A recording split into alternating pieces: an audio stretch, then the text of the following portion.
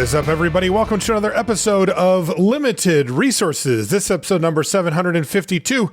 My name is Marshall. I'm one of your Limited Resources, and joining me on the line all the way from Denver, Colorado, it's Luis Scott-Vargas. Luis, you ready to talk a little OTJ Sunset show today? Yeah, definitely. This was a pretty solid set. It's going to be fun to talk about. It had some cool stuff going on for sure. Yeah, OTJ ended up falling in between, a normal set release, but then also, we've got Modern Horizons 3 coming up, and we're going to do set review for that next week. And, that's going to be out on Arena, and it's probably going to kind of become the default draft format for most limited enthusiasts, I'm assuming. So the Sunset show comes up a little earlier than it normally would for OTJ, and I'm assuming it'll still be around, though. So this is kind of, scheduling-wise when we need to say goodbye to it, but certainly I don't know. I don't really feel like I'm quite done with the format just yet. We just had an Arena Open weekend.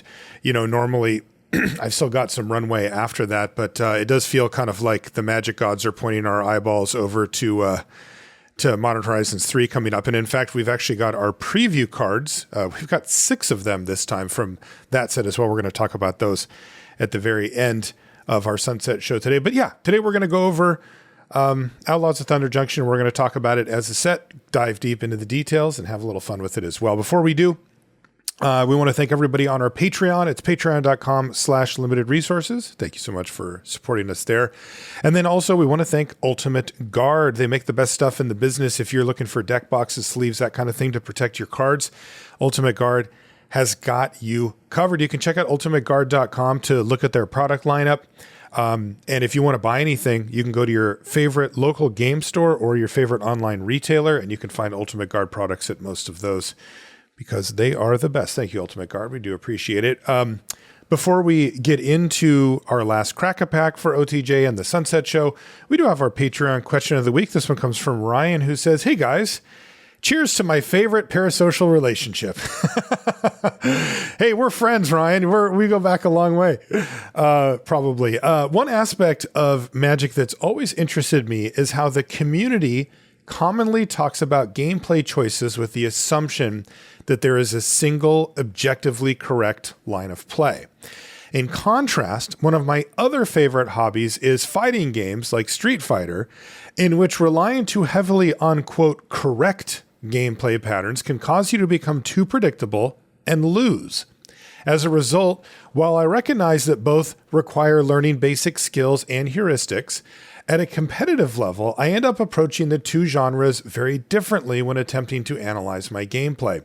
My question is, does there come a point in learning Magic where the mindset of a singular correct line of play becomes flawed? Big thanks to you both. Always appreciate the content. Thanks, Ryan. What a great question. And Luis, you've played some fighting games in your day too, right? Yeah, I mean, it's been quite some time. But what Ryan is saying is true, because fighting games, there's a lot of counters to most things, and so it's not like Magic where there's like a bunch of exactly hidden information. You don't know what they're going to do, but you kind of know the range of things they could do. And a lot of it is just like reacting to what they're doing and trying to figure out what the best thing to do next is. And if you get too predictable, because a lot of the kind of the key there is if you can predict what they're going to do, there's almost always something you can do to counter it. Mm-hmm. So if someone becomes too predictable, then they'll find themselves getting countered a little bit easier. So, there is that. But when it applies to Magic, it's interesting because like there's like a famous really old quote from John Finkel, who I still believe is the best Magic player of all time, who just says like, there's not a lot of right plays. There's a right play. Like he was saying that there always is a right play to make. And I think that that's not entirely true, but there is an element of truth to it.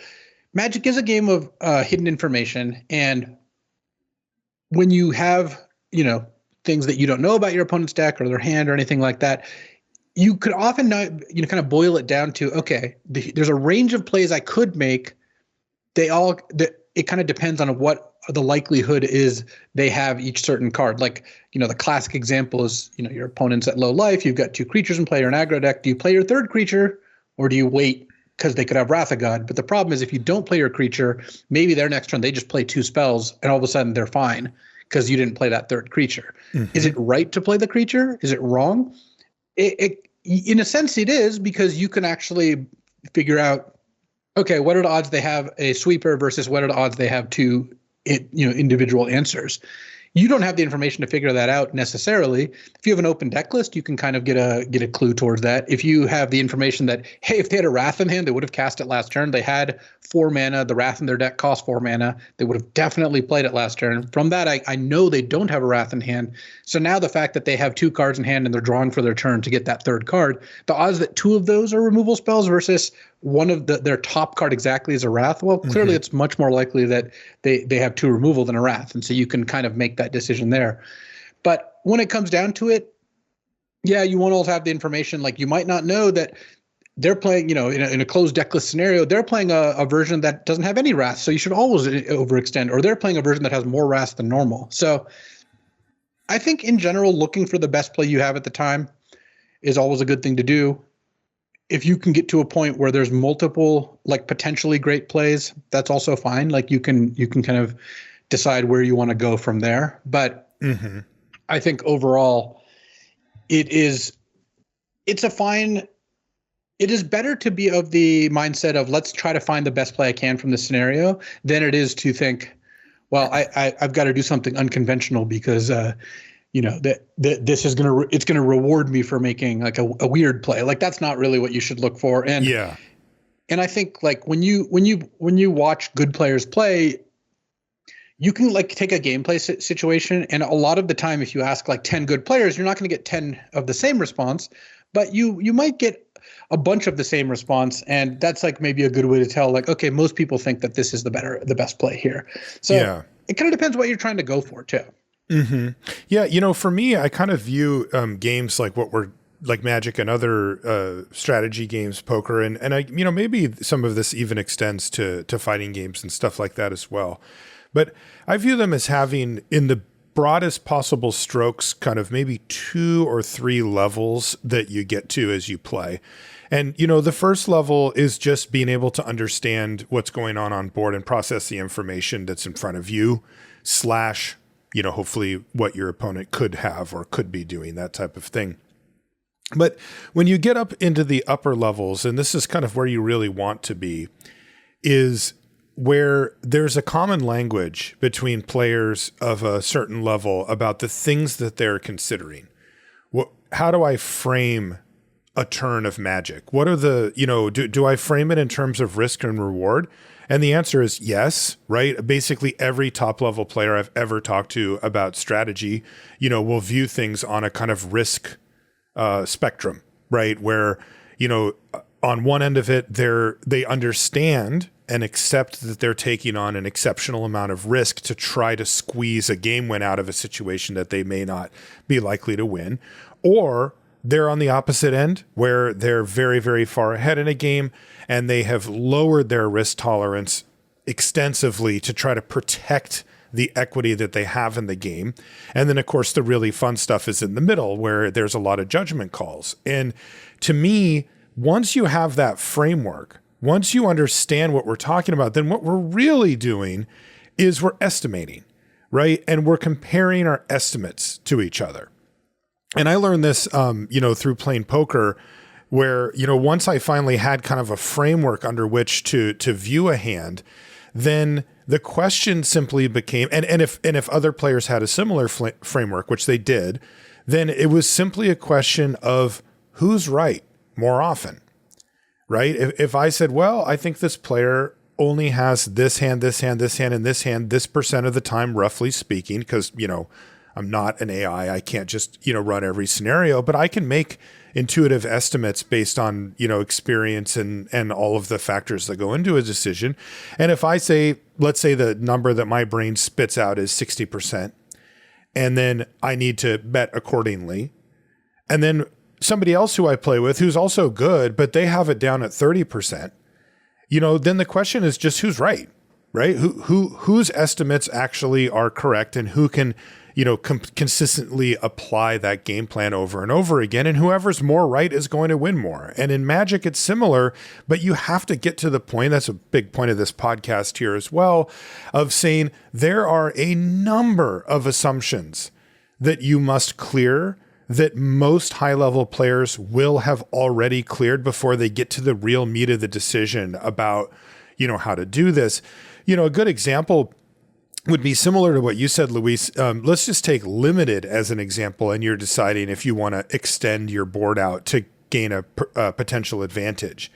Normally you just would, unless you've seen a sweeper, or unless you're so far ahead, which doesn't happen very often, that it's not really necessary for you to do so. But if there's a likely distinct advantage from playing that last creature out of your hand, and it's game one against a deck that you don't know any of the cards in, even if they happen to be in a color that has a sweeper available to it, it is not a safe assumption that they're going to just have that type of card unless you have more evidence that would show you that. Like, they didn't play anything on turn 3, 4, and 5. What's going on? Right. But if it's been a normal game, you wouldn't do that. And, the vast majority of high level players would have already said, well, I'm not going to play around a Wrath that I've never seen and that I get a distinct advantage from not playing around. That's a hurdle. That's a thing that maybe a player who's not as experienced might get scared. Like, literally, the human emotion fear might come in and they say, well, I don't want to get blown out here, so I'm not going to play this. But, somebody like Luis, fear doesn't enter the equation, right? It's just a simple, okay, well, what are the chances? No, I'm going to run it out there, right? And it's the same thing with counter spells and a bunch of stuff where, you play into them until somebody shows you something. And these are the types of hurdles that you need to clear to get to that upper level. And then once you're there, now Luis, is one of the best in the world at saying, no, I'm in a safe position and I don't need to play my last creature. Even if it's unlikely my opponent has the Wrath, I'm still okay with that. I'm just going to pass the turn back. Or the opposite, no, I need to press my advantage. I really don't want my opponent to double spell and get back in this. And I'd much rather lose to a Wrath and give my opponent a chance to do that, because I believe they would have already played the Wrath last turn or the turn prior if they had it. So I'm playing my creature. And, these are the types of nitty-gritty decisions that you get into down the line.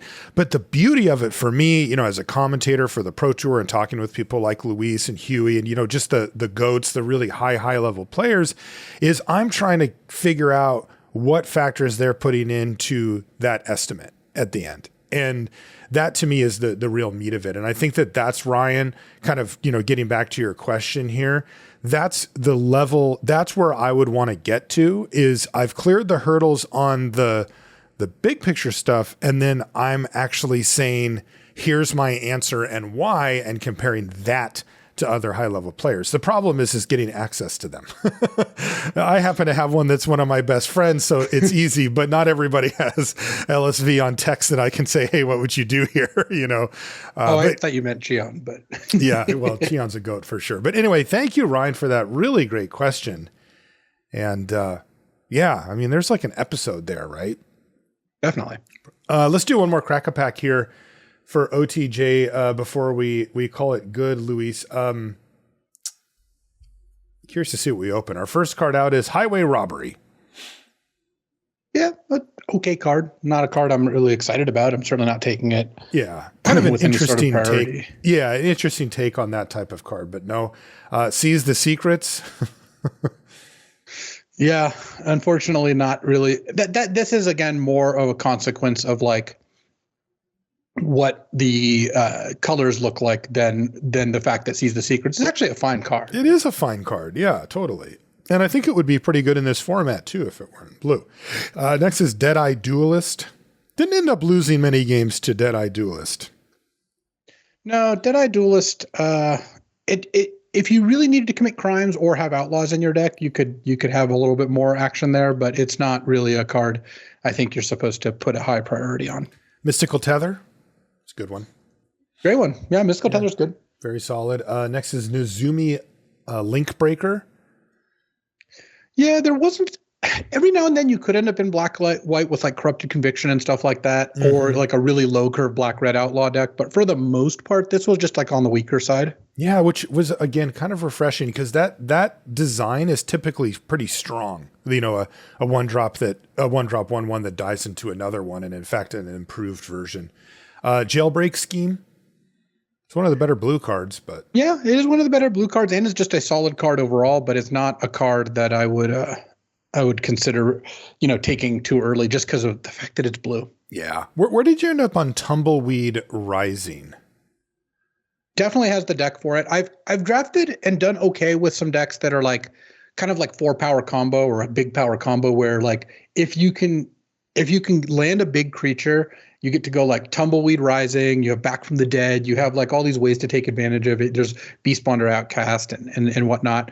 But sometimes you end up in a spot where you just don't draw the big creature or don't even mill it for your raised deads, and then these cards can kind of fall off. But it is a good card. Like when it works, it's really good. Yeah, it actually, those turns when you unplot one or two of these and, all of a sudden you've got a bunch of 4/4s are pretty nasty, but beyond that, it can be a little bit tricky. Uncommons. First one is Savage Smash. That's the green-red pump. Yeah, Savage Smash is decent. I don't know. Like red-green is a fine place to be also. I'm not like excited about going into red-green for that, but it is a card that can be solid. Speaking of unexciting, Magebane Lizard. Yes, Magebane Lizard was quite unexciting. Yeah. Unscrupulous Contractor. This was okay. Like there's definitely decks that could use it nicely. And I would generally play it in like a black-green deck and be pretty happy with it. Yeah. Pretty good in black-white. I guess I wouldn't mind taking this card early if you had to. It's a bit of a rough pack so far, though. Savage Smash or Contractor or something. Last uncommon is Sandstorm Verge. That's the desert that can make things unblockable. Or can't good. Block this turn. Yeah, is it good? But no, I don't think it's very good. But I think if your mana can support it, or you really need to up your desert count, it can be okay. And I've seen like a red-white aggro deck. It's the sort of thing where like I wouldn't put this card in my deck, but some people do and have beaten me with it because I think it's not worth the risk to your ability to cast your spells. But if you draw 2 mountains, 2 plains, and a Sandstorm Verge, you're going to be totally happy with how that plays out. Yeah, maybe I need to update our frustrating bad card to lose to Grown Test. Opponent played it, but I can't beat it. I'll put it on that one. I like that because I have never actually, I've drafted that card multiple times and I just chicken out. I'm just like, I just don't want to have a colorless land. Maybe if it was my 18th land and like you said, I needed deserts, but that just never happened. We have 2 rares. Dare I say 2 mythic rares. First one is Omen Path Journey. That's the 3 and a green and you get 5 lands. And then I think it's on your end step. You get one of them tapped each turn or something. Yeah. Yeah. I mean, this card, it's similar to the Expedition to the Waste or Map the Waste, the like 3 and a green, get 2 deserts tapped. Mm-hmm. You just don't really want to spend that much mana not affecting the board. Even in this format, which isn't like the fastest format, it still was not a good strategy generally. Yeah. And this is a cool card. I mean, and this is, by the way, off of one of the bonus sheets as well. What is called Treasures or whatever it was called, the big score, that thing. Mm-hmm. So yeah, you didn't see it very often as well. And check this out, Luis. we did it, baby. Our last crack-a-back for Outlaws, we got Railway Brawler for there we go. Bingo. The best card in the entire set. Yeah, I would take the Railway Brawler. Great. Oh, yeah. We learned a lot, from this crack-a-pack. We would definitely take the Railway Brawler. Interesting discussion that we'll have in a little bit about the best card in the set, because I think you can make an argument that it is, even though it's not actually the highest win rate card in the set. But the highest win rate in the card in the set is not 1 color, it is 2. So, maybe opening up the Brawler is actually just better overall. Okay, let's get into the Sunset Show here, Luis. If you could summarize the set in 1 sentence, what would it be? It's Obzon's time to shine, but everything's draftable. That is kind of how I felt, where you kind of had a reason not to be in like one of the good green pairs, green white or green black a lot of the time, but you really could win with cards of any color, which is nice. Not every set is like that. Even though blue and red were noticeably behind, there was still some good stuff to be had, especially if they were underdrafted, which they typically were at most tables. Yeah, I think I named the first episode we did on this, but I think it's In Humph We Trust. It felt like coming home a little bit, right? For this set, especially with all the speed and aggression and that type of thing that we had seen in the prior year and a few months or so. This felt very much like a more traditional limited set.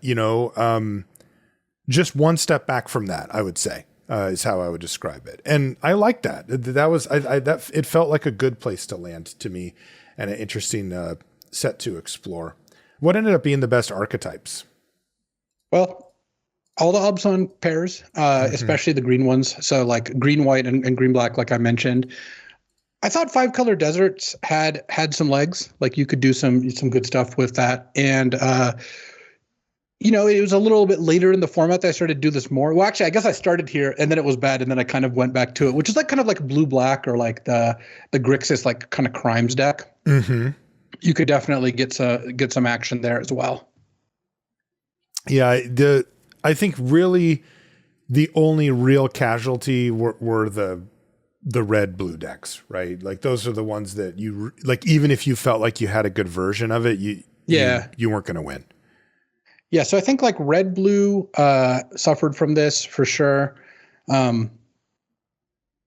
You had like even things like blue green, which had some things going for it. There wasn't usually a good reason to be blue in that. So red and blue being both kind of support colors means they certainly didn't combine all that well together. And even when they weren't together, there wasn't just a good reason to draft them that early, usually. What cards were we wrong about during the set reviews or just surprised us one way or the other? The Ambush Giga Chad, the Ambush Gigapede, that card ended up being kind of a beat. It was like a good it did card. some good stuff. Yeah, for sure. Yeah, I remember. I mean, we've been basically trained to do this, but cards like Reckless Lackey, the 1-drops with tons of text on it that looked really powerful. I think I half jokingly said, well, this is going to end up just being the best red common, and that didn't end up being the case at all. Like not even close.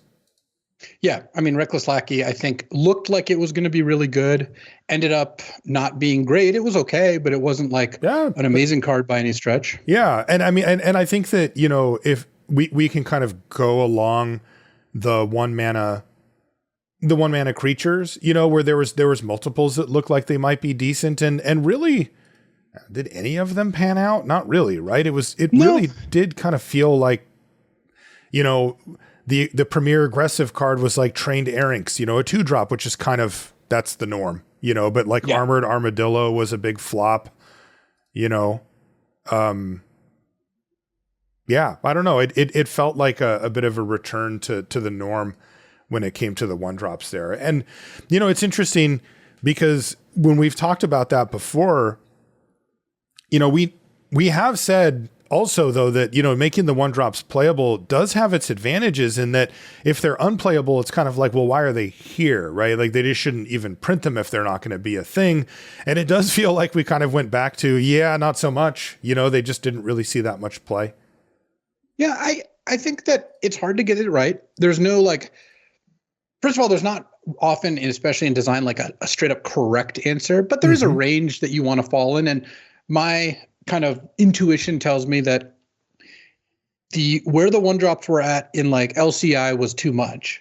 Where the 1-drops are at here in OTJ might be a shade on the lower side, but I still think it's actually fine. Like you don't need, like, I think I'd rather miss low than high, but either way, it's still pretty, it's still something you kind of have to go, but set by set, you're never going to have like the right answer. What other cards surprised us or did we miss? Well, the next two are both like more on the side of,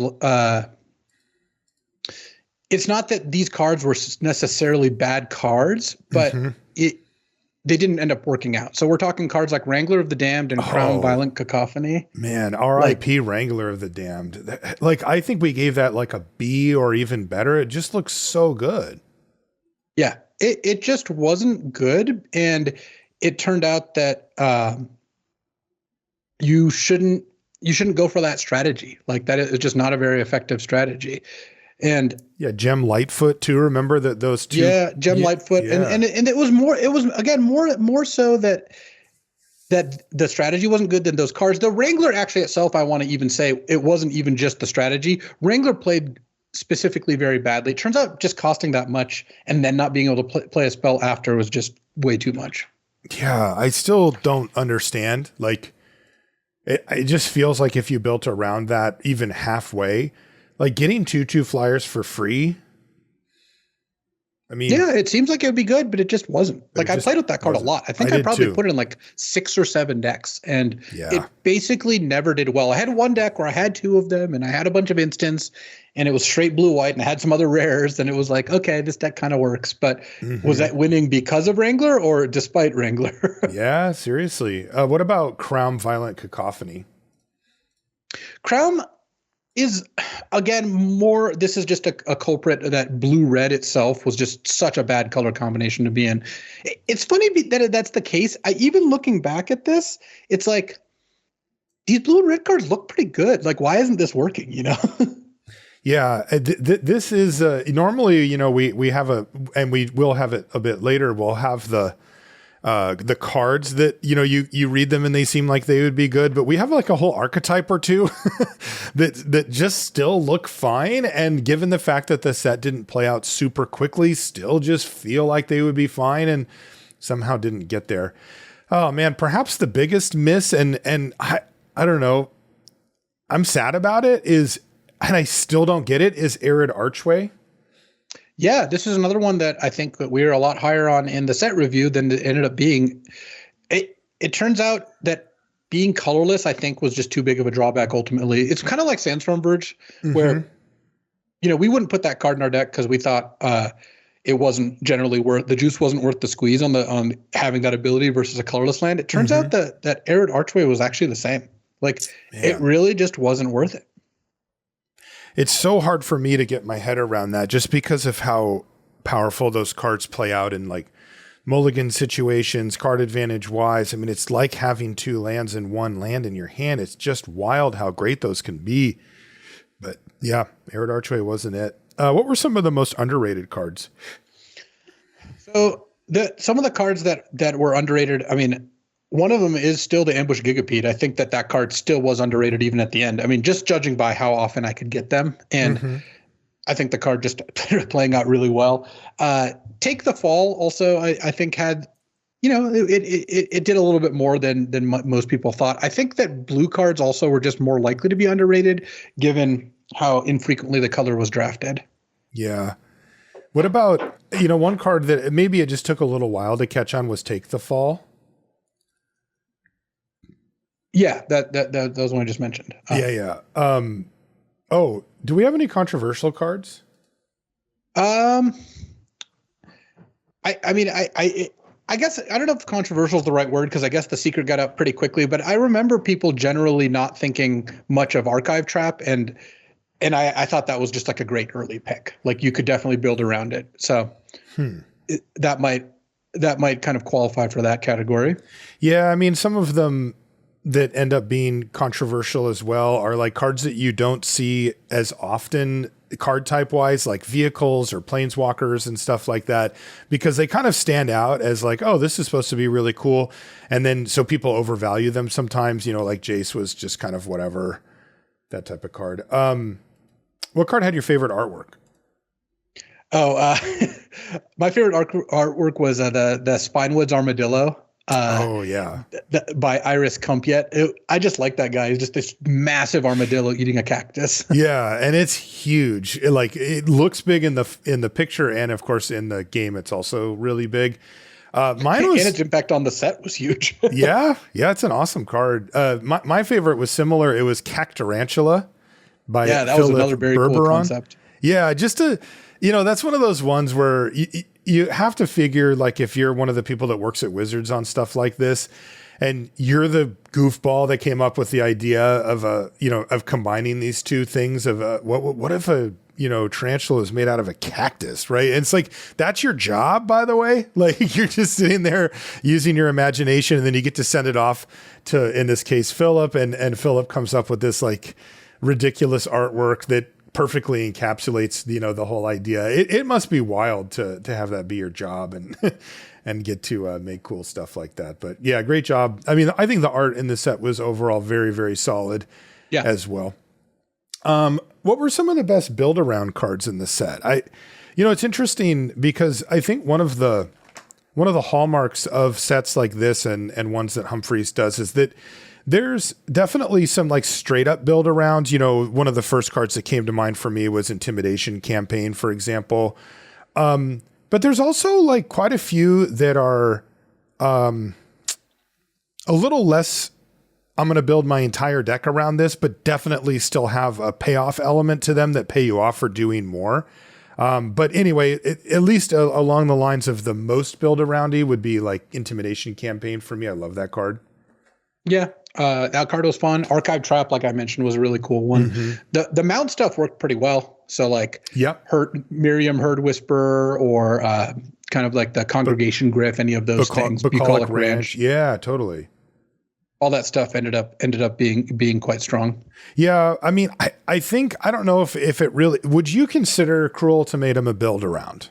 I mean, it is, right? Yeah, definitely. Yeah, I mean, so that's one. That was a pretty cool one too. Mm-hmm, very powerful. It really, the way that Luis and I define build around for the most part is that if you have a card like this, it influences many of your picks afterwards to try to make it work. And Cruel Ultimatum certainly does that, because you have to do two things. You have to make sure that you're alive, and then you also have to tend to your mana.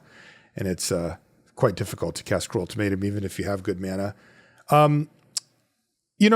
There was, I don't know, did it miss, or was it maybe just a sub strategy or what? But Rise of the Varmints, self-mill stuff. There was multiple ways there was way more, bring back creatures from the dead type cards in this set than in a normal one. There was the green black, both from the sheet, the back for more, and then also the one, just the uncommon that I can't remember the name of.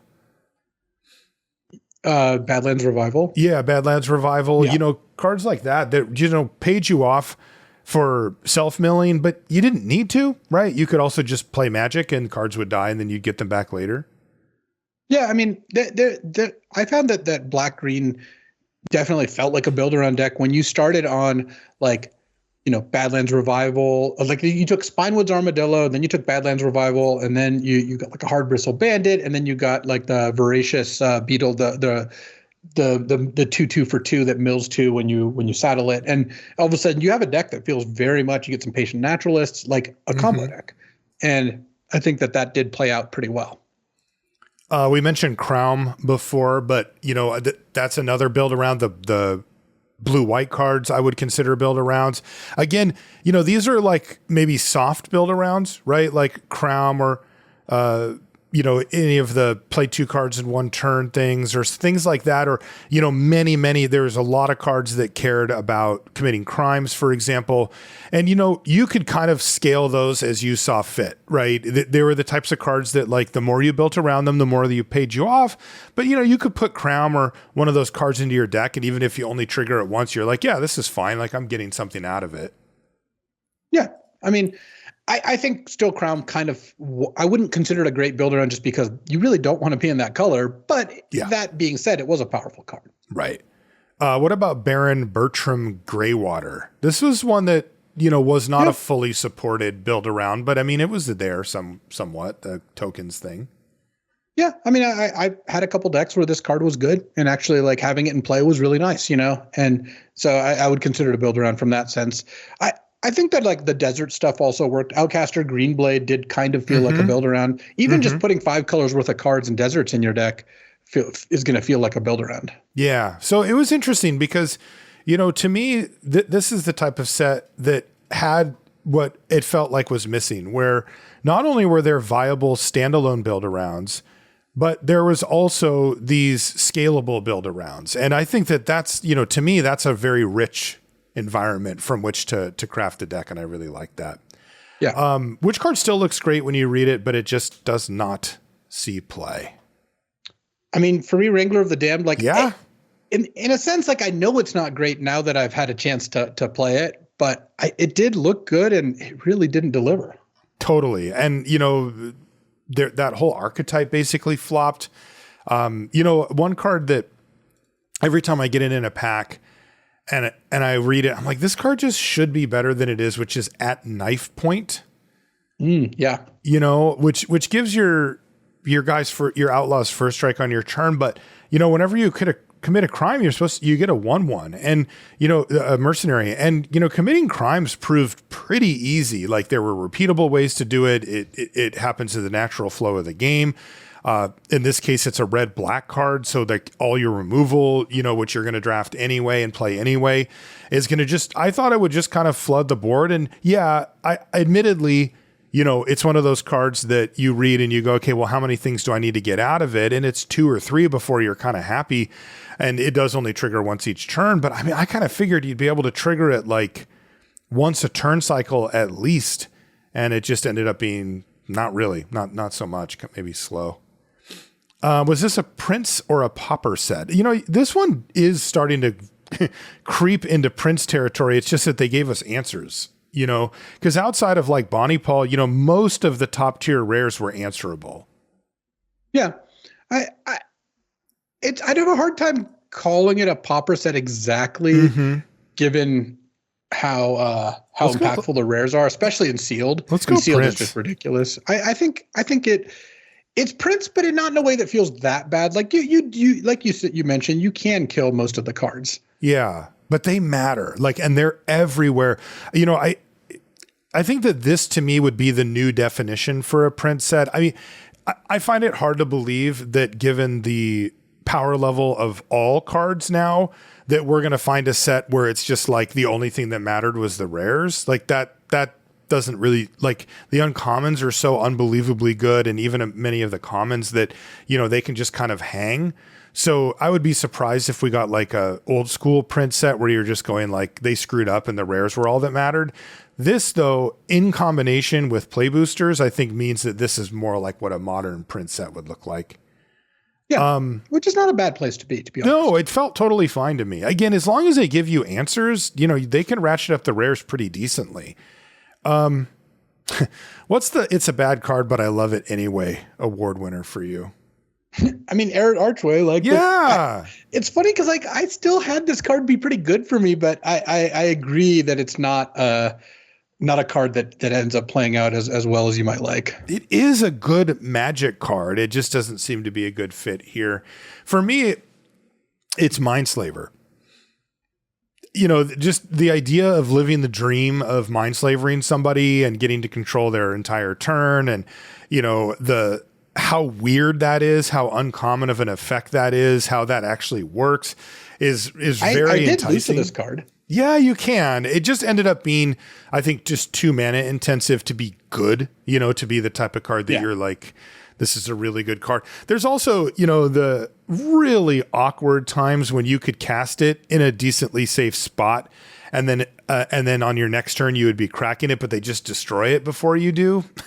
And it's like, that's the kind of thing that, like, even though Cruel Ultimatum is much more difficult to cast, it's much more difficult to interact with as well. What's the I literally never win with it, but it always seems to beat me card? Sandstorm Verge is a card I've lost to and have not won with for sure. I don't think I've ever even put the card in the deck. Yeah, this doesn't happen often, but I have lost a couple of times. This is very shameful to Lava Spur Boots. Sure. That is a powerful card. I mean, never play those though. Well, it's the sort of card it's not really worth putting in your deck. You're not really supposed to put that card in your deck because it's not worth a slot. But if you cast it in a game where you have the kind of ability to play this card and not fall too far behind, like when you draw the right number of lands, the right number of action spells, and then this is one of those cards that you wouldn't have cast anyway. Like in a game, right? In most games, you have a couple cards in your hand you don't get around to playing. Mm-hmm. Lava Spurs can be great. The problem is you really, really end up getting punished in games where you needed one more piece of action, and it's not a land or a spell. Like it's just nothing. But in a game where you have everything going right, yeah, it works fine. It runs you right over. Okay, what was my opponent played this, so now I must win or quit Magic forever card? For me, I lost pretty badly to A Cool the Unrepentant, which is kind of funny because it is a card that you can cast, but it's also a card that is pretty tough to cast. So it's like, I guess that's more like a frustrating card to lose to, because most of the time your mana base shouldn't really support that all that well, especially on turn 4, which is always when it gets cast. Yeah. I put Grindstone. Yeah, Grindstone's a funny one. Yeah, I never actually had that happen to me. Like nobody ever, maybe one person cast it actually. I can't remember. But yeah, that to me, is just the type of card that does so little. Like there is that one sliver of chance that like the person who's playing the Grindstone really knows what they're doing and they're going to get you with some really weird deck. But for the most part, if you see Grindstone hit, that does gear up towards, I'm not losing to a Grindstone. Like my opponent is going to put a card and a bunch of mana into a thing that doesn't do anything for a really long time, and I should be able to win. What was the biggest groan test or overrun of the set? I mean, it's pretty hard to top Rush of Dread. When they kick a Rush of Dread twice and it's like, okay, I'm going to lose 3 creatures and 2 cards in hand. Cool. That was pretty big. Calamity is the Galloping Inferno. Also, like that's one of the cards that took boards from not even necessarily good to just completely untenable. Yeah. Rush of Dread was nasty. What was the most frustrating bad card to lose to? I guess I lost to this one yesterday, so it's very fresh in my mind. I guess for me, I played against someone who had Ariette the Beguiler, and again, it's not a case of the card being that bad when in play. It's a 4/4 lifelink, but it's like, why are you playing Esper for this card? It's not like good enough. It doesn't do anything. But right. Again, once it's in play, the card is good. But you have to really bend over backwards to get it. I played against Fibblethip. Which, by the way, is another card that fits the when I read it, it still looks fine to me. Description, getting to play cards off the top of your library, even if they're plotted, is still a powerful thing, and it's like an annoying card to kill. It's got ward too, and it's just like this card that you'd think would kind of demand an answer, be annoying to answer, and you're putting 3 mana into it. It's not the end of the world, but it's so so clunky. And, even if you get to play cards off the top of your library, you don't get them till your next turn. And I got absolutely destroyed by Fibblethip. So yeah, this has become a, confession. What was the bombiest bomb, the card you hope to open up in your pack one, pick one, or in your sealed pool? Not even close for me. Bonnie Paul Clear Cutter was just so clearly the best, and it's a creature, so you could like put it in decks with ways to bring it back. Like it was just an unbelievably good card. Yeah, fantastic card, and it would be great in any format basically.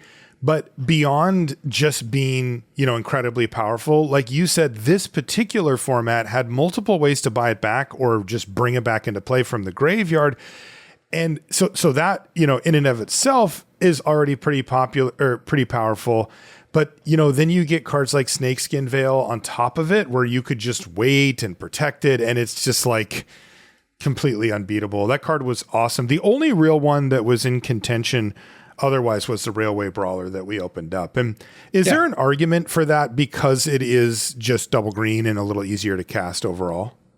I mean, I don't really know which one, like the stats have as winning slightly more. I could believe it could be either. I think Bonnie Paul gets the nod because it's so powerful. You're going to build your deck to cast it pretty much all the time. Yeah. And once you do, like this just doesn't get answered by a singular removal spell or anything like that. Yeah. And Bonnie Paul is higher on the win rate as well.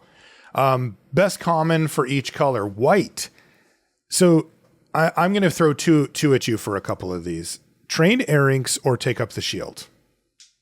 What do you think's the best white common? I think Trained Arinx is better. That's what I think too. You just want to open games where you open on that is with like good follow-up are just so easy to win because your opponent just takes 6 damage and you got to scry 2 before anything else really happens even. Yeah, I agree. Trained Arinx, Take Up the Shield's great too, of course. Blue, it was Phantom Interference. Black, I'm going to throw 2 at you here as well. Consuming Ashes or Vault Plunderer? I'm going to have to go with the removal spell. I think it's pretty close. They're both great cards, but having some consuming ashes was pretty important. It was, and I agree with you there, even though Vault Plunderer is one of my favorite cards in the set. Red, I'm going to give you two here as well. Explosive Derailment or Prickly Pear? Oh, I think it's the Derailment. I don't think it's very close. The Prickly Pear actually ended up performing a little worse than I thought. I think it just turned out that it just wasn't quite enough. I don't know. Like, it seemed like it would be fine, but I don't think it worked very well. Like, it wasn't a card I ended up being very impressed with. They have a basically identical games in hand win rate for whatever it's worth, but I agree with you. Explosive Derailment. And, this is a good moment, or actually I'll do the next one because it's the same. Green is Throw from the Saddle. That was the best one. Snakeskin Veil was very, very good and up there as well, but it was definitely Throw from the Saddle, which ended up being the best common in the set, by the way. But interesting, right? Those last three, Consuming Ashes, Explosive Derailment, Throw from the Saddle, removal's back, baby. And that was a big hallmark. It felt different in this set. Yeah. And removal being good is something I tend to find pretty fun. I do too. Like I think it plays pretty well to have your removal be the sort of thing that's important. I do too. And, I think it's a big differentiator between constructed and limited. The two biggest ones for me being that limited is primarily combat creature focused, which opens up space for things like combat tricks or, that type of pump spells, that kind of stuff that don't really see much play in constructed. And then the other thing is the relative lack of answers. You really have to be diligent about how you deploy your answers, whether it's removal or counters or whatever. In limited, where in constructed, you can build a deck that has as many answers as you think is necessary for the matchup. And then the real question is just, were you right? Did you line up your answers with their threats in terms of quantity and the correct answers, for the threats that you wanted? But in limited, generally speaking, removal is at a premium, and it feels really cool to strategically have to decide when to use removal on and what. And when that choice starts to get degraded, where either the removal's worse or the answer is use your removal once you can because you're just going to fall behind, I think that limited misses out on a little bit something there. So I think it's cool to see the removal spells kind of back in their old spot. What was a mythic uncommon for the set? I think it was Outcaster Greenblade. Yeah, you could make an argument for Spinewood's Armadillo too. Mm-hmm. They're both just incredibly good. Greenblade being like a 3-mana 4/5 that fixed your mana, if you had the right support. The Armadillo just being A, it fixes your mana, B, it sets up these just really good graveyard interactions. And then lastly, you could just cast it for 6 mana and it was awesome. Yes. Yeah, really interesting to note too that the top two uncommons for us were both green. Green was the best color. It had the best commons. It had the best uncommons. It had the best rares. It was clearly the front runner as far as colors go, and this is a little more evidence of that. What was the worst card in the set? The biggest blank, the most last picked, and in this case, as Monty DeVuti pointed out when we were in the booth at the Pro Tour, the most opened. It just felt like you saw these things all around, and it was another round, which was just, it really did have that feeling that there was just always one of these things going around the pack somehow. Yeah, I think you can also make an argument for all of the X joins up enchantments. I don't think that those played out very well either. Yeah, what happened with? I mean, that was like a full-on cycle of rares, and did we play? I mean, the red-black one brought a creature back. It was like the 4th card in the set that did that or something. But wow, those missed really hard. Are those for Commander or something? Yeah, I guess so. I mean, that's what I assume the answer is to most things that look weird to me in Magic right now. What card was the most begrudgingly playable? Oh man, I like this second one's perfect for me. Yeah, I have Reach for the Sky as one. That one performed okay, and then Overzealous Muscle definitely gets the nod. 5 mana, 5/4. Overzealous Muscle is flexing its begrudgingly playable status right now. Is there a card that you're going to miss drafting? Loan Shark and Visage Bandit or Visage Bandit were a lot of fun. I enjoyed playing those, and I am actually going to miss them. I feel like Loan Shark is it's the card to me that took the biggest hit in the set, because that is a cool, powerful, interesting card that, and I think it's good. I think it's a good Magic card that was really a victim of the color that it was in. For me, it's Villainous Wealth. I mean, if you give me a Villainous Wealth early in a draft, it's just like a license to just go nuts, right? Like I'm just right in my mode, drafting all these different colors and trying to make the game go long. And, Villainous Wealth has this unknown component to it where, a card like Cruel Ultimatum, you know what you're getting. But Villainous Wealth is like, you're kind of spinning the wheel. Spree didn't work with it, so you had some misses in there sometimes. And usually a big enough one would win you the game. But even then, sometimes you just kind of hit a bunch of lands and a Spree card or two, and all of a sudden you're just not getting that much out of it, but that made it even more fun. I mean, the only reason I didn't put Villainous Wealth down was because you already put it down. Okay. Like the card is really fun. Well, we can have two, it's okay. Or we can both have the same one. What was the LSV-est card in the Martialist card? For me, I think Loan Shark. I feel like drawing cards, playing multiple spells, kind of slow and clunky. Like that's all stuff I'm very interested in. And for you, I definitely like Loan Shark as well. Of course, Repulse, you got to put in the bounce spell. And then Cactarantula feels like it fit your aesthetic as well. Oh, totally. Yeah, I absolutely love Cactarantula. This was kind of interesting. What was my soapboxiest card? Yeah, there was nothing that I felt like you were too deep on, my guess. It was kind of nice to not have a soapbox card this time around. I'm sure I'll get angry at something next time. What card do you still have to read when it's cast against you?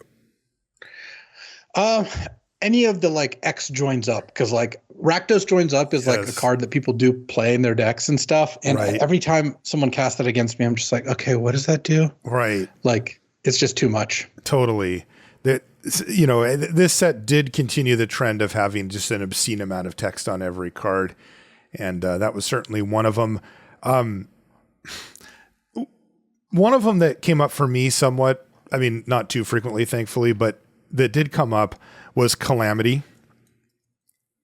It has well, do you know what it says on it? I mean, I think it's one of those cards that what it does, but the text on it is it feels like you're reading a textbook or something. Yeah, so it's got Saddle 2, and when it attacks, you can make a copy of one of the saddled creatures, and then you can do it again. Yeah, see, that's a good way to put it. It has it's actually Saddle 1, but it's got haste, and this is how they worded it. It says, whenever Calamity Galloping Inferno attacks while saddled, choose a non-legendary creature that saddled it this turn and create a tapped and attacking token that's a copy of it. Sacrifice that token at the beginning of the next end step. Repeat this process once. And it's like at some point in there, I'm like, okay, rewind a little bit, and then also when it says create a copy of it, I'm always a little confused, but it also must be non-legendary, blah, blah, blah. I'll tell you one thing. When somebody casts Calamity against you, it is not good news. There's nothing good there. The one thing I did think of, it doesn't really apply to us because we played when this card came out and played it in Constructed and, Cube and all this other stuff. But I have to imagine that there was a lot of people that got Cruel Ultimatum cast against them and they go, what does that do? Yeah. And then you find out the bad news. And there's a lot of it and it doesn't stop. Okay. Some of the big stuff here. From a design and development aspect, how did this set fare? How are the mechanics? What were some of the wins and the losses? And just to recap, the mechanics were committing a crime, plot, spree, outlaws in general, and then saddles and mounts. So I think one of the biggest wins of this format was how clean a lot of the mechanics were. Saddle and mount is just a much better way of doing vehicles. And you can even see it on Arena. There's not just priority passing over and over again because you can crew at instant speed with vehicles. That was always really annoying. And in fact, when you have mobile homestead in play, you kind of get that feeling. Whereas saddle is as a sorcery, you can saddle this up, and if it's mounted, it does something. Because the other cool thing was you played one of your mounts. If you didn't have a way to mount it, well, it still did something. Mm-hmm. And if you do, it does more. And that's kind of a cool way to have cards. Not every card is going to be like that, but that is a neat way to kind of have the cards play out.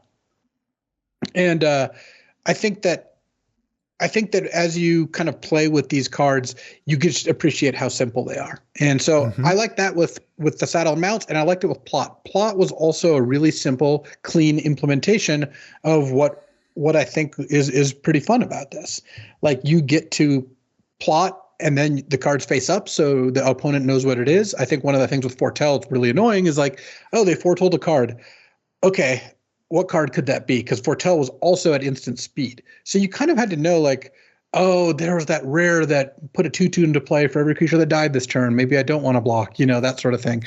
Plot was just like, this is face up. It's at sorcery speed. You just see what it is and you see when they're going to play it.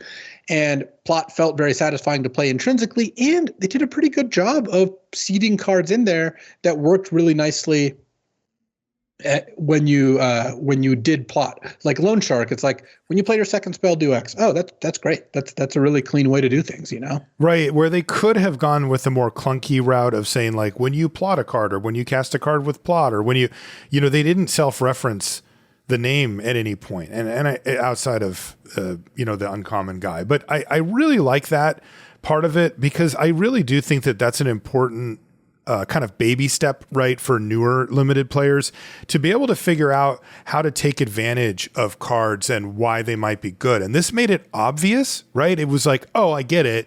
But at the same time, it didn't just say, when you plot something, draw a card. It was like, no. Like, we're going to say when you cast your second spell. And it's like, well, how could I do that? And here's all these plot cards, right?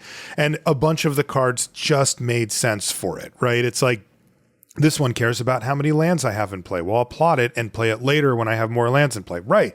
That makes sense, right? It's just an easy connection for newer players to make, but it's not boring for us either, right? It's not something that we're like, okay, we get it. It's like, no, this is fun. It's fun to put these little pieces, these little puzzle pieces together. I do wish, one nitpick on plot though, is I wish it had a different name, because when I think of plot, I think of like scheming or, something like secret. And then when the cards face up, it feels like it's not really secret, it's like a plot where people kind of know, but whatever, that's a nitpick.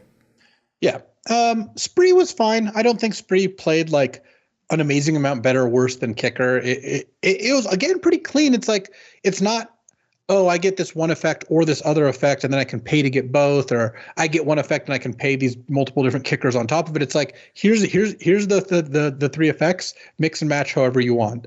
You can take column A, you can take column B. If you have the mana, you get A, B, and C. And then there was, the way it played out is some of the cards just had like a main mode you would play them at, and sometimes you would play them the other ones. Like Jailbreak Spree was mostly 3 mana, bounce a thing, but every now and then you would be pretty happy to cast it as +1/+1 and unblockable. And if you have enough mana, you just do it as both. And I think that worked out pretty nicely. Outlaws was fine, right? So my main qualm with Outlaws, just whenever they do tribal stuff, typal stuff, whatever, is how distinguishable are these cards by looking at them? And Outlaws didn't do great on that. Like, if a card is a wizard instead of a warlock, it's either not an outlaw or an outlaw, and these cards are just going to look the same. Like, you can't plausibly draw a warlock that doesn't also look like a wizard. There's just not enough distinction between those two things. Yeah, I mean, cowboys, like with the cowboy hats and the guns, like to make most outlaws look like that are fine. But like the stagecoach driver thing that was, all your creatures get +1/+1 in vigilance, like, if you had told me that was an outlaw, I would kind of believe you, It is the sort of thing that it's easy to imagine mistaking these things, and that just leads to more reading. And I think that that's a bit tough. So I do too. Any of these groupings just always feels a little bit clunky to me, because at the beginning you have to keep going back, and it leads to a lot of, it's a rogue. Is that an outlaw? Yeah, it is. Okay. I'll remember that, but maybe I wouldn't have before, right? Just these little things that you have to keep referencing. Yeah. So I think that that's not an ideal case, just because like it takes away from the fun. Like when you have something that's like elves matter, dragons matter, like you can never mistake a dragon for not a dragon. It would take some like really, really specific artwork and a really weird vision, right, to end up in a spot where you confused, like, if you have a Dragons Matter theme in your set, you're not going to put a lizard in your set that looks like a dragon and have it not be a dragon. Like, that just doesn't make sense. So I think Outlaws were just medium on that. the Outlaws Mattered stuff also just itself wasn't like great. I didn't really get a sense that like, yeah, Vile Smasher pinged you when you played an Outlaw or whatever. There was at knife point gave your Outlaws first strike, whatever. There was it just the wasn't that exciting. affinity for Outlaws. Yeah. Committing a crime, I like the implementation of it. They didn't try to thin slice it. It's just basically if you're picking your opponent or one of their things, then that's committing a crime. Yes. And there wasn't a lot of like, nitpicky, like, okay, it's a crime only if it's a targeted spell, but not an ability or whatever. It's just like, no, if you're doing that, then you're committing a crime. And that's a totally fine place to be. I appreciate that. I do too. Yeah. And it made it very easy to teach because if it was like, is this committing a crime? It would basically, the answer would be yes. Yeah. I mean, there wasn't a lot of ambiguity there. And I think that is important. And I think that the way that kind of these things all play out does add or detract from the fun of your set. And one of the things that this set did really nicely is like, it was a complicated set with a lot of complicated things. And so many of the mechanics were very simple. And I think that goes a long way of making it feel like you're not overloaded. Like you're not just, okay, too much reading. Magic has a lot of that already, and this set wasn't completely immune to that, but I think it did pretty well on that metric. I did too. I think it's probably the most impressive part about the set, were the mechanics. It's very difficult to thread that needle, to make something simple to understand, but interesting in game without being overly direct about it. And they did that over and over again. And these just felt, I think one of the biggest compliments I can give a mechanic or a card in Magic is why hasn't this existed before? Right. Like plot when I first read it just felt like that's how that should have been, and honestly, not that it's like an exciting mechanic, but Spree is like that as well. Where before you kind of felt locked into doing one thing and then you could add in something extra. Well, it's like, well, why am I locked into doing this one base effect? Like this just makes the card a lot more flexible, and it doesn't really like, I didn't feel like I gave up anything in design space. It's like maybe slightly more complicated, but not that much. And it just really makes sense. What did the format teach you or make, how did it make you better at limited, or what are some of the takeaways? I know for me, going along lines of what we were just talking about with the mechanics, but simple is good.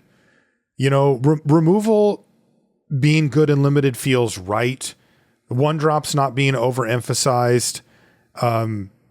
We still had a decently fast format. This was much more towards the average end of the spectrum than the fast one, but you just didn't have that feeling like the first 2 or 3 turns of the game were kind of all that mattered. And, and again, the mechanics being that simple thing, they really resonated for me. Yeah. I thought it was instructive how much of a cost colorless was on Arid Archway. It was cool seeing kind of like how a set of cards that looked pretty good, like the blue-red theme, was just not quite good enough just because those colors overall couldn't quite get there. And I think overall, yeah, I mean, it was a fun set to play. It had some cool stuff going on. Yeah, I had 2 more things to bring up, by the way. I don't know if it's a mechanic, but deserts. Oh, yeah. I generally like the 5-color lands sets. Like Cons had that, Dominaria United, all that. Because I think that being able to just draft this deck that has very different pick orders and kind of how those decks tick, I find very interesting. Like I find that it's really fun to play those decks. So that as a mechanic, I think worked out pretty well. Overall, I think the set did a good job of what it was trying to do. I feel like it didn't have anything that like completely blew me away, but it was enough stuff that was cool that I was pretty into it. And I thought the set worked out pretty nicely. What about the bonus sheets? We had the main breaking news sheet, which I thought was a very good addition to the set. Lots of exciting stuff to go for, some throwbacks, etc. Then we did also have the extra sheets, the big score one, and then the whatever friends invited for whatever that thing was called. What did you think about special guests? Special guests. What did you think about the bonus sheets in this case? I think they were fine. I think the bonus sheets, there was a bit too many of them. Like, I don't really understand why there were so many and so many cards, and some of them these like like you could play the entire format 50 drafts and never see a Morbid Opportunist, you know. Like some of the special guests were super rare. And I guess I would rather not have cards that were quite that rare, because that you still feel like at least somewhat obliged to learn about them. And that is just not I don't think quite that fun. But overall, I think that I would much rather have a bonus sheet than not have a bonus sheet. I felt like this one was like a bit much. Yeah, it felt like the Breaking News sheet was a very big success for me. It had a bunch of cards that were either interesting or powerful, or a combination of them, or they were kind of goal cards, right? You know, think build arounds, but, you know, that make you kind of go, okay, I want to build towards that. You know, a bunch of the cards that we talked about as being some of our favorites were from the sheet, you know, the Villainous Wealth, the Mindslaver, the Cruel Ultimatum, the big splashy stuff that they can throw in there. And I was like, really, really enjoyed that sheet. I just think the other two felt superfluous and weird, and they didn't really fit. And I really like the consistency of just the one bonus sheet slot. Complexity for not much gain, I kind of feel. Yeah, like. that's kind of how it felt.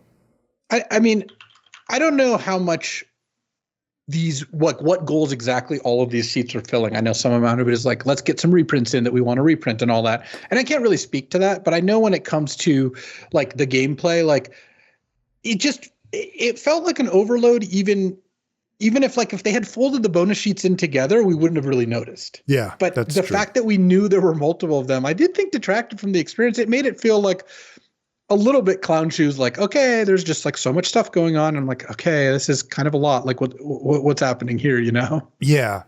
Also, I will say that the Breaking News sheet aesthetically missed a little bit. Just the fact that it was legitimately difficult to tell what color any card was. I think that's a step that they shouldn't do. Like, you know, it's pretty basic just to like maybe just keep the mana symbols the same, like the more contrasty color or something. I get it. Like it looked cool. It did look like an old faded newspaper. And so they hit the mark on that. But I think at the cost, since these are one per pack, since we're going to be playing with these often, I do think that they should have gone for a little bit more contrast on the color, you know, just to at least at a glance so that we know what color the card was. But yeah, that, again, I really did not like that. Yeah, I didn't either. I don't really care that much, but it was kind of like, you know, it really came out for me. I know this isn't like a common problem, but, you know, when I was commentating the Pro Tour and somebody would kind of sift through a pack and there would be one of those in there. And it's just like, man, you just didn't feel like you had a chance to really guess at what that was. But at any rate, I really like the cards that they chose for that. And I just kind of wish that they didn't have the other two. Grades. What grade would you give Outlaws at Thunder Junction? I'd give it an A-. I will say I'll give it an F for sealed. I played a lot of sealed because I did a ton of arena open runs. I didn't even make day 2 of the last one. I did 10 runs and was like, okay, I'm done. Like I want to go to sleep because wild. It just felt like the sealed games were just like, all right, well, let's play another rare. You know, that it felt like there was a lot of that. Yeah. Do you think that that's a play boosters thing? Certainly seems like that's a culprit I could point to. I don't really know, but you know, it did seem kind of likely that was what was going on. Yeah. I wonder if that's just the way sealed's going to be going forward.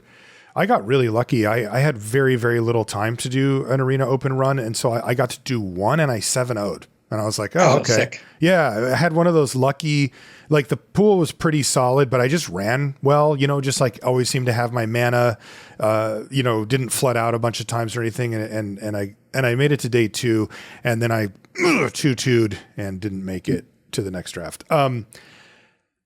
Yeah, A-. That's what I gave the set as well. You know, this isn't one of those sets that you're like, this is an all-timer. I'm never going to forget this set. I can't wait to draft it again. It's not quite on that level, but you know, this is what I want a Magic set to look like. Yeah, I mean, that's the thing. Is like I don't really have any complaints that were like large. Like, yeah, I wish the color balance was a little better. Like it would have been nice if blue red and blue white felt like a little more draftable. Even though I did okay with blue white overall. I wish like I didn't have anything that like kind of stood out super loudly. But I also there was like cool bonus sheet, one of cards that you could draft an entire deck around, like Villainous Wealth or Archive Trap. You know, there was the 5-color Deserts deck. There was almost every color pair was pretty good. So like it just overall, I feel like if you do a lot of different small things right, it adds up pretty nicely. And I think the set, I just don't really have any major complaints. It's not going to be the most memorable set.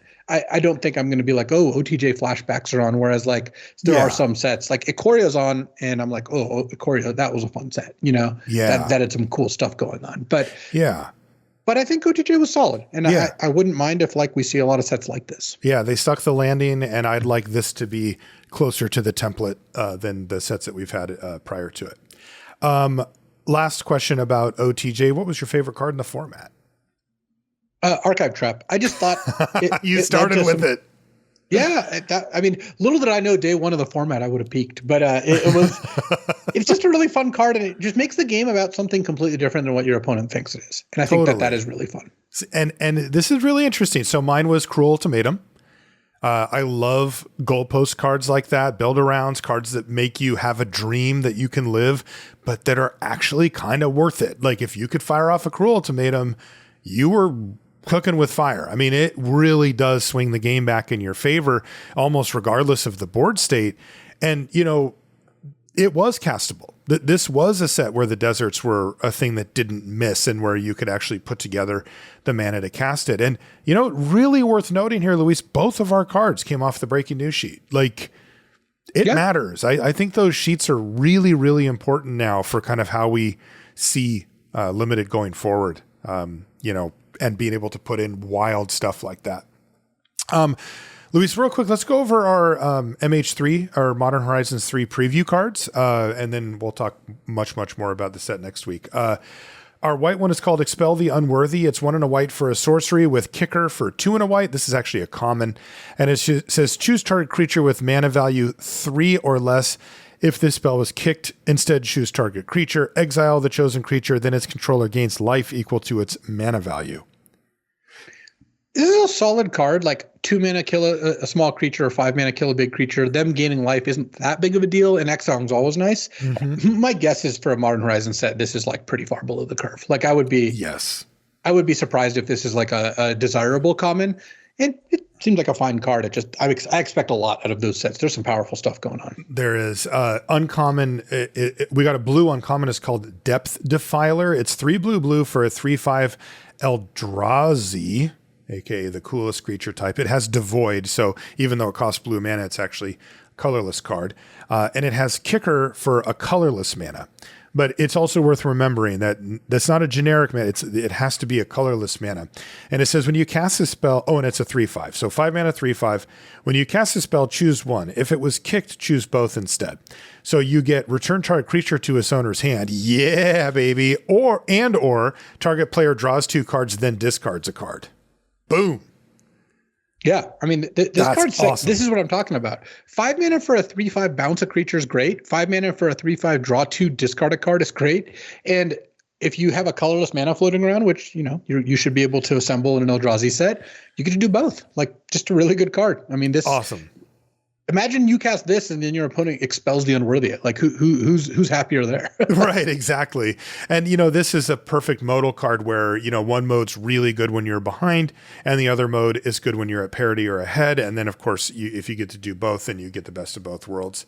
Lethal Throwdown is our black card. It's black for a sorcery. It's also uncommon. It says as additional cost to cast this spell, sacrifice a creature or sacrifice a modified creature. Equipment, auras you control, and counters are modifications.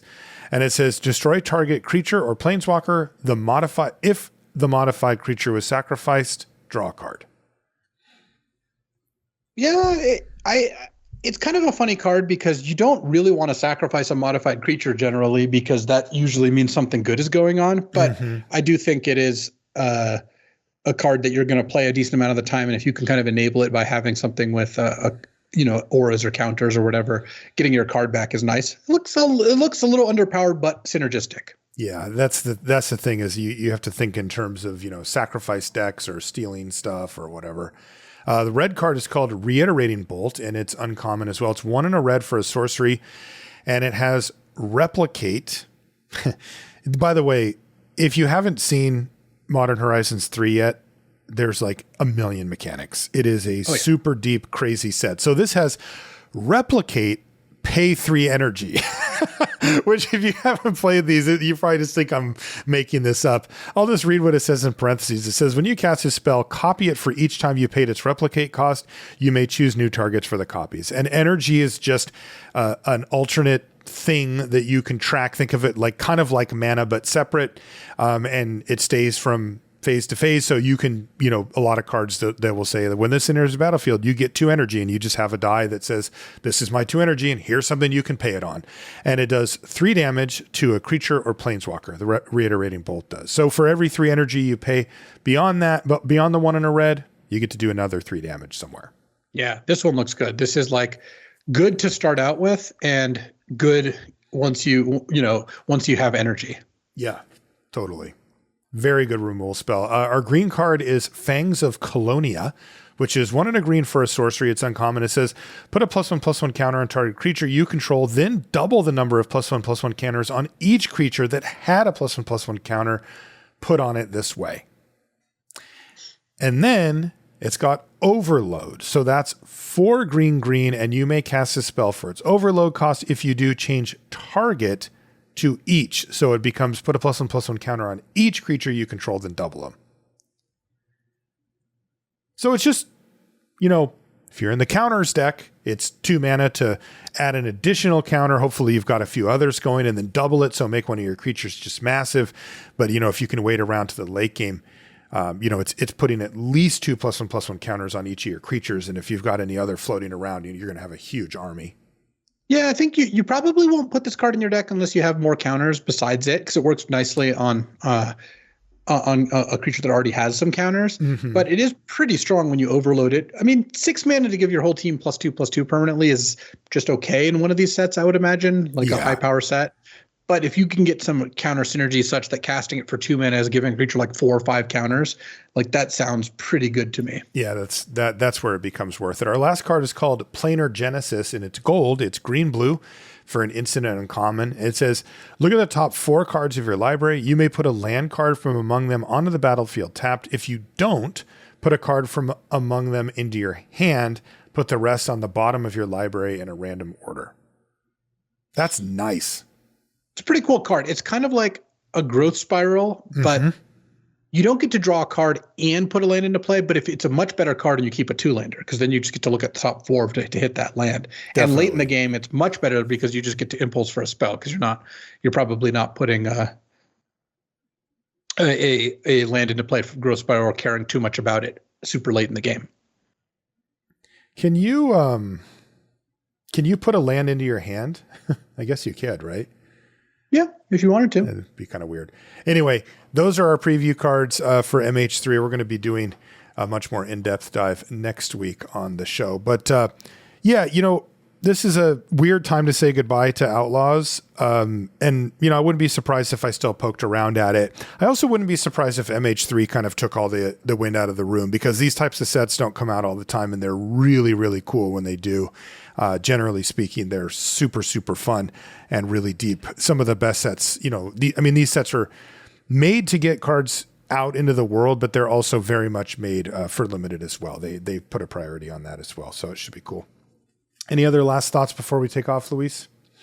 Yeah, I mean, I think this was a fun set. I'm glad that I'm glad we got to play it. I'm not unhappy to see it go, but it's not like one of the recent sets where it's like, oh man, thank God this set's gone. I'm really tired of it. Like I liked OTJ. MH3 is going to be great though. I assume that set's going to be a ton of fun. Yeah, I think it's going to be awesome. If you want to find us on social media, I'm Marshall_LR, and Luis is LSV. You can find everything related to the podcast over at lrcast.com, including all episodes that we've done ever, and links to Luis's YouTube channel, streams, all that kind of stuff right on the front page of that. We want to say thanks to each and every one of our patrons for supporting us on Patreon. Thank you very much.